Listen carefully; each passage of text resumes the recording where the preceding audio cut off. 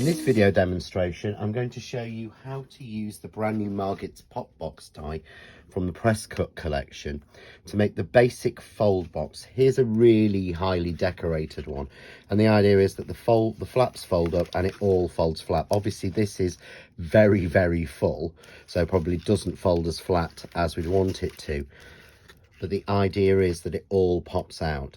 So in this first video, I'm just going to show you how to put the mechanism together and how to cut it. In the second video of this series, I'll show you how to decorate one using the panels. So this is the die set, and there are 29 pieces in here. The die was designed so that you had everything you needed, including sentiments, in one set, so that you didn't have to buy any second sets to decorate it or do anything on it.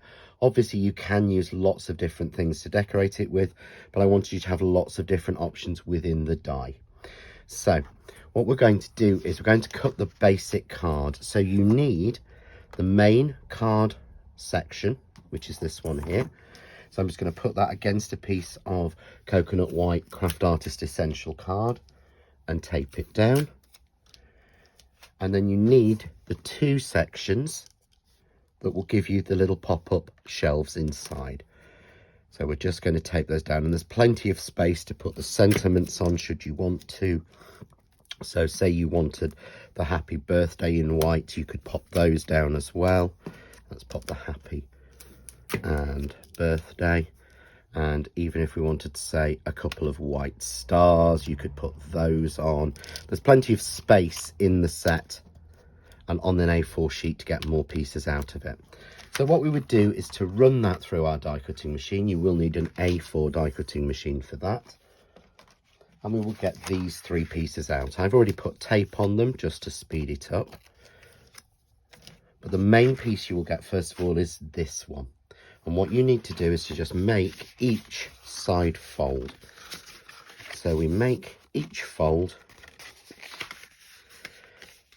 and then you need to simply fold down to the front the three flaps. So I'm leaving this back flap here as the back and folding these three down. Simply then going to fold the card in half, and I've used power tape down this little flap here.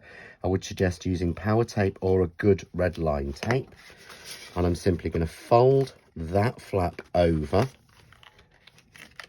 meet the pieces together and fold.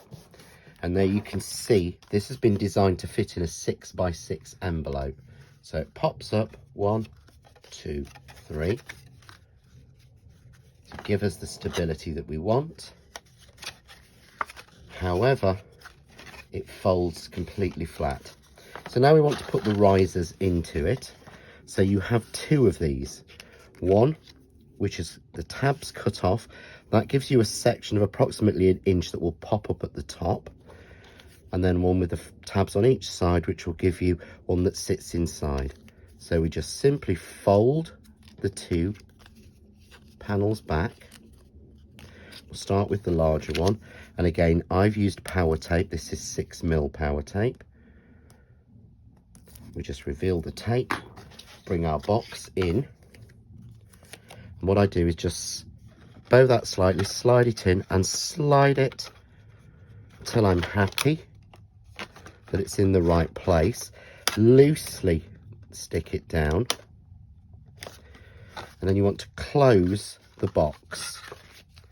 So you close it so that it fits right. If it's not right, we can always just pop it out and move it around, but you can see that gives it the stability and a shelf when it's open, but folds completely flat. With the second tab, and you can add more of these tabs than you want to. It's been designed so it will easily take 3 steps without you having to overlap anything.